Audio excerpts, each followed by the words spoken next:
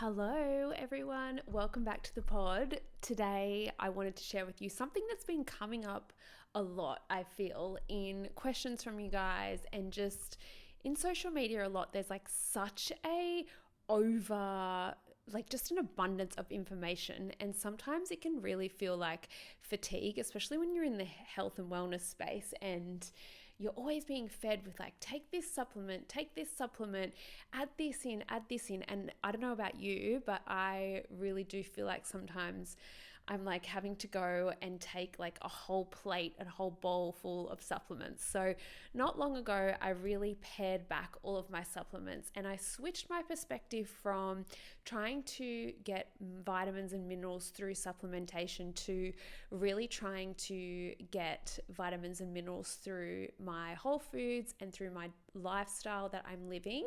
And then I try and just supplement a few things that I know are going to be personally helpful for my autoimmune disease, for Hashimoto's thyroiditis. So I guess the first thing that I wanted to chat about is to really just like tune in with what are your goals or what are your health concerns. So if you're like me and you have a condition that you really want to support, then go and research it or find someone on social media or in your daily life who has a similar condition and maybe talk to them about what works for them.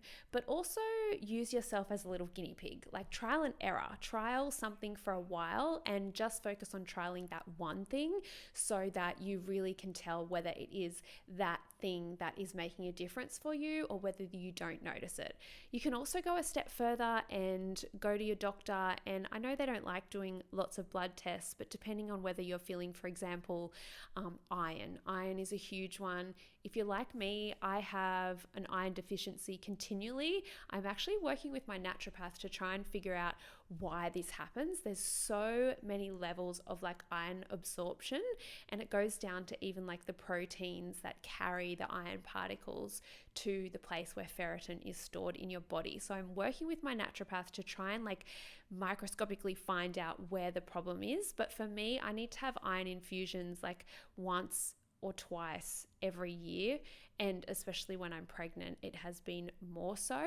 But you can definitely get blood tests to see if you are deficient in any vitamins and minerals, and sometimes that's the place where you then need to supplement. You can also go to your doctor and ask for tests if you're feeling like specifically low or tired, but you do have to kind of push for them. And I would say, if there's something that you specifically want to test for, then make sure you're talking to your doctor about those specific symptoms that align with needing to have that test done. Because from their perspective, like, fair enough. They don't want to just go and do every test under the sun. It comes down to Medicare and what's available. You know what I mean? But anyways, I'm going off on a tangent. Why do I always do this? I wanted to share with you what has worked for me and where I find supplementation really beneficial as a woman in her late 30s, because I know that it is oversaturated. It feels like a lot. So let's chat about it. First and foremost that I'm all about whole foods. I am studying functional nutrition and I've learnt so much about the vitamins and minerals that we can get from the foods that we consume daily. Some vitamins and minerals your body naturally produces, some you need to absorb externally. So let's talk about some of the ones that are really beneficial for women specifically, and the ones that I think probably make an impact for this like late 30s, early 40s. We are going through a point in our life where our hormones are changing, our lifestyles are changing, and we really need to support that hormonal health, that fatigue, that building muscle to support our bones and our daily lifestyle, our energy levels, our sleep, all of those like deep health and wellness things that are going to help you show up with more energy, more concentration, and just feel more vibrant and have a glow about you. I would also say that a lot of these vitamins and minerals also help with having that glow, because if you think about where does the glow come from, it comes from within. So if you want that glow, it comes from having energy, having that deep health and wellness that comes out in your skin. I'm such a believer of the fact that our skin really does show what's going on the inside. I've experienced it firsthand myself, having hormonal acne and perioral dermatitis. I really do think it's like our body's way of communicating to us that something is more deeply wrong. So I think at a supplement level, we can definitely start to focus on where can we support our health through supplementation. As I said, where can we find things in our whole foods and lifestyle firstly before taking an added supplement? Vitamin D is a huge one. You can get vitamin D by going outside. So basically 15 to 20 minutes a day. What happens is when the sun hits your skin, your body starts to produce vitamin D. So all you need is that 15 to 20 minutes and your body will hopefully start to produce enough vitamin D that you won't need to take a supplement. Here in Australia, it's really important to do it in the early morning or the late afternoon so that you're protecting yourself from UV. I personally love getting sun first thing in the morning when the sun is rising, going for a morning walk. This is also really good because this sun's energy and the light is actually telling your body naturally that this is the time for you to wake up. It helps later in the day with melatonin production, which is then helping you to sleep better. So it's helping your circadian rhythm and just telling you this is the daytime now. I'm going to wake up gently, and it's helping you wake up naturally without that coffee fix. I get it. I'm someone who loves coffee first thing in the morning. But yeah, the sunlight first thing in the morning is hugely beneficial. As I said, it's 15 to 20 minutes. If you can potentially fit in a 15 to 20 minute walk as soon as you wake up, then that is hugely beneficial. The other way I like to do it is eating my lunch outside. This you do have to be careful of, especially on those super hot days. But even if it's just the 15 minutes, that is actually really helpful. A doctor said to me once when my babies were little that you don't always need to cover them in sunscreen because it's really beneficial for them to get vitamin D for their immunity as well. So if you're hanging your washing on the line, let the babies sit out there in the washing basket, sit on the grass while you're hanging out your washing without sunscreen because it's actually really beneficial to them. Obviously, if you're going to be out in the sun for an extended period of time, then you need to look at sunscreen and sun protection. The other thing that is great about vitamin D is that it helps hormone balances. It definitely helps your mood and your mental health because it also helps release serotonin, that feel-good hormone. And as I said, it regulates your circadian rhythm. So vitamin D is one that you don't need to supplement unless your doctor's saying that you are really, really low and you need a boost. Getting outside, especially in Australia when it's a beautiful sunny day, is all you need. The next one that is something that you consume through whole foods is selenium. If you have a thyroid condition or Hashimoto's, selenium is really important.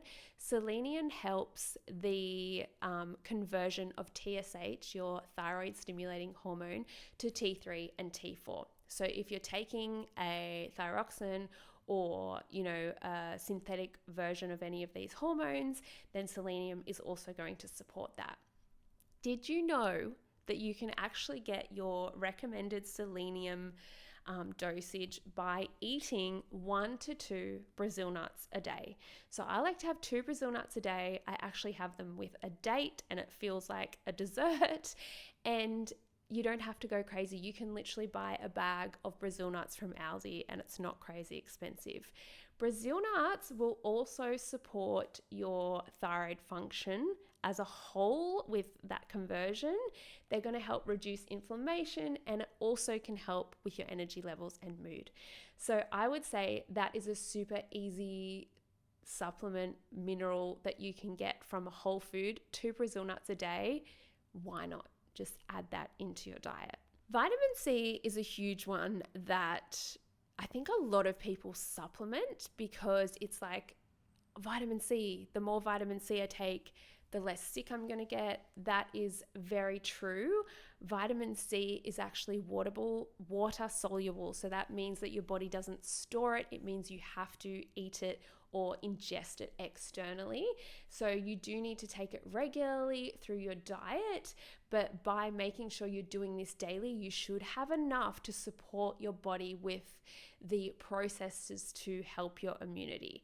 But what happens if you just take a supplement of vitamin C is it's actually probably not even reaching you. If you take one of those like chewable vitamin C tablets, by the time it actually gets to your bloodstream, it's probably been all digestible. So you are much, much better to get it from the whole food source. So the recommended daily intake of vitamin C for women is 75 milligrams. So you can get 75 milligrams from one medium kiwi.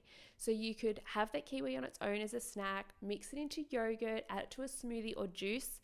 So easy. Put it on top of your breakfast cereal, whatever you like. You can also get 90 milligrams of vitamin C from cooked broccoli. So if you're adding only 100 grams, so if you add 100 grams of cooked broccoli to a meal, then you're reaching your daily intake of vitamin C. Anna from Nourish Us, who I had on the podcast a few weeks ago, and she's just such a great source of information when it comes to nourishment. She said also that if you put a tiny bit of olive oil over the top of your broccoli, it helps your body absorb the nutrients. I think this also goes in line with that, I'm going to talk about it later, but that like liposomal delivery of nutrients. When a nutrient is surrounded by like a fat membrane, it actually protects it as it goes through your stomach and your digestive system from being broken down by the stomach acids, and then it means that it can reach your bloodstream and deliver the nutrients straight to your bloodstream. So those are the things that I would say you can get from your whole foods and lifestyle without having to supplement. And then the things that I like to take at the moment that I have found really good results are, I'm going to talk about now. So L-glutathione is maybe one that you haven't heard of, but I specifically find this helpful for Hashimoto's autoimmune disease. It is delivered, I take the Symbiotica one. It's like a little pouch and you just suck it. I actually have it. I should get these to show you. If you're watching on YouTube, I'm actually going to go grab them and bring them up so I can show you. Hold on 2 seconds. Okay, I got distracted and I actually ate 2 Brazil nuts while I was down there because talking about it reminded me. So I take the Symbiotica glutathione liposomal delivery. So as I was saying before, it is surrounded by a fat cell membrane, so it gets absorbed better. It goes straight to your bloodstream because it doesn't get broken down by stomach acid. So glutathione is actually like a master antioxidant. So think about the best antioxidant, it is one of those. So for Hashimoto's, it's an immune condition. You are at risk of being inflamed, high inflammation. So it helps with that. So it's helping your cell recovery. It's helping reducing any inflammation. Glutathione is also really beneficial for skin health. So if you have acne or inflamed skin or a skin condition, same thing. The antioxidant level of this is going to help bring down that inflammation. And I would say by taking this regularly, I definitely notice that my skin has more of a glow to it.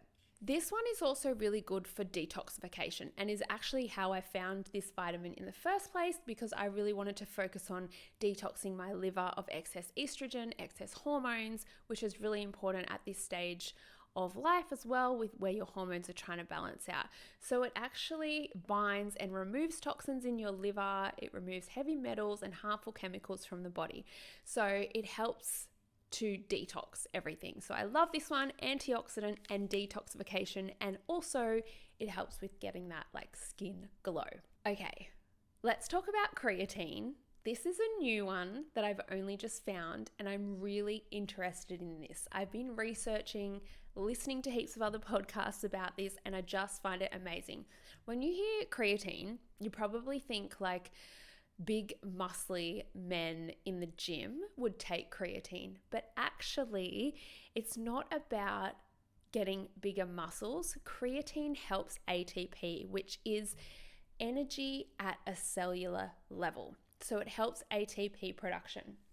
This is the one that I've been taking. It is Booty and Buff. The only reason I'm taking it is because it's the one my husband had. It is pure creatine monohydrate. So you don't want to have one that has additives or flavors. You can put it in water and it doesn't taste like anything. I like to add it in with like electrolytes, lemon juice, something like that, so that it does have a little flavor.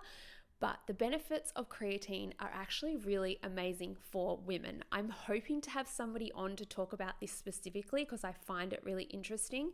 It can also help with strengthening our bones with calcium, because basically what it's doing is it's giving you more energy to strength train or to show up in the gym. Creatine supports ATP production in your brain, which is vital for cognitive function, for paying attention. It can help reduce that brain fog that we all feel like we have as mums and busy women.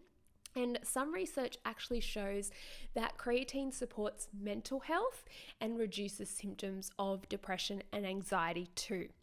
So it's an all-round really good supplement to add in. Some people think that it makes you put on weight. It actually doesn't make you put on weight. What it does is it can make your muscles retain water. But I was talking to a friend about this who knows like a biomedical scientist, and she was saying that it really depends on the one that you get. So do your research. Once we finish this one, I will be researching which one to take. It's not weight. When you step on the scales, you might be heavier. It's not weight, it's actually just that water retention in your muscles. So it can make your muscles appear bigger, but actually that's just the water retention. But over a long period of time, it's been giving you more energy to show up, to put in more in your day life. I am really paying the price for eating those Brazil nuts right now because I got some stuck in my throat and I just keep coughing. So, okay, note to self, don't eat anything in the middle of a podcast.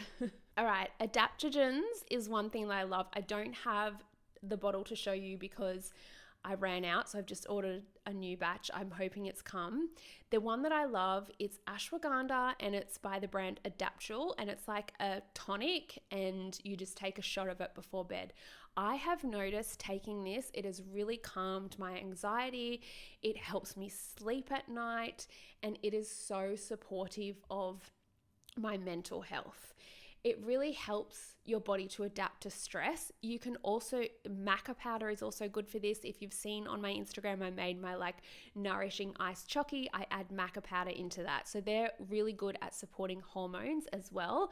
Helps support your adrenals. So if you feel like you're in a constant state of like adrenal, like you go, it helps to support that in your body, and it really helps to balance cortisol levels and improves like your all-round energy and mood. So ashwagandha, love it. I love taking this like tincture. It's like a little tonic. It's not nice to shot. Like I literally have to hold my nose to shot it. But I prefer to take that because I feel like it's getting to my body straight away rather than taking a tablet that I have to then digest. And as I said before, a lot of it gets eliminated before it actually reaches your bloodstream. The next thing I take is magnesium. This one is called Aura, and it's called Mag Mood. It supports healthy muscles, mood balance, and reduces symptoms of stress. That is because there is also ashwagandha in this. This is a powder. Again, I prefer not to take a tablet where I can because it's harder to digest. It puts more stress on the body. So I take this powder. It's like 1 teaspoon. You put it in a drink at night before bed.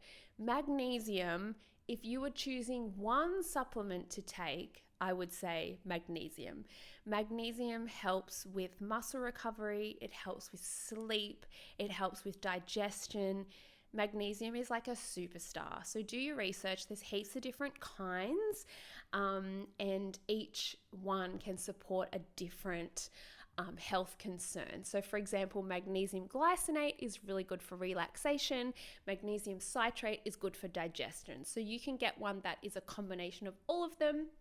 This one that I have, if you're interested, it has citrate and I can't even read.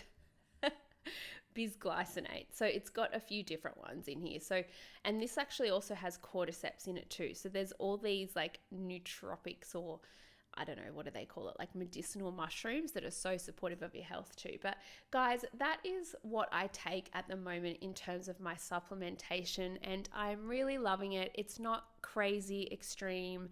You sometimes can see these people on social media taking like a whole chemist's worth of supplements. And I think, man, your liver must be struggling to just digest and detoxify all of that. So keep it simple.